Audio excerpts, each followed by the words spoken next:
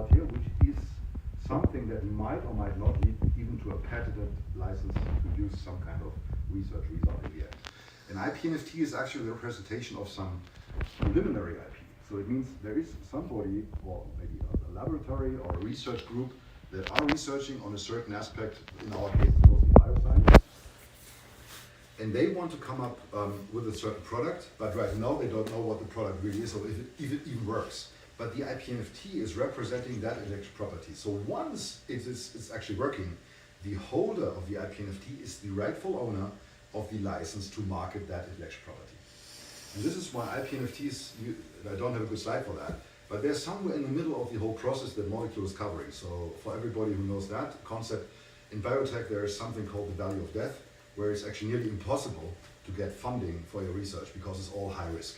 And this is a problem in the industry for the last 30, 40 years already, if I understood that right.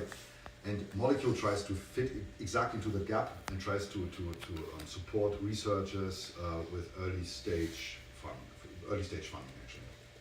Now the IP NFT is actually not the first step in that. It's smallest in the middle, but it's the most valuable assets, and this is why we tend to talk about that in the first place.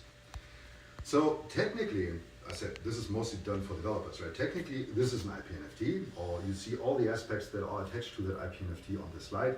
There's lots of metadata on it, which is all pretty much common knowledge, right? So what's the title of your research? Who's owning that IP NFT? What kind of area are you currently addressing? That can be anything. In our case, said mostly it's about biotech research. And then you have a chance to describe that one. You can say who's actually the one who's leading the research. Mostly it's the research group. There usually is always one person in charge.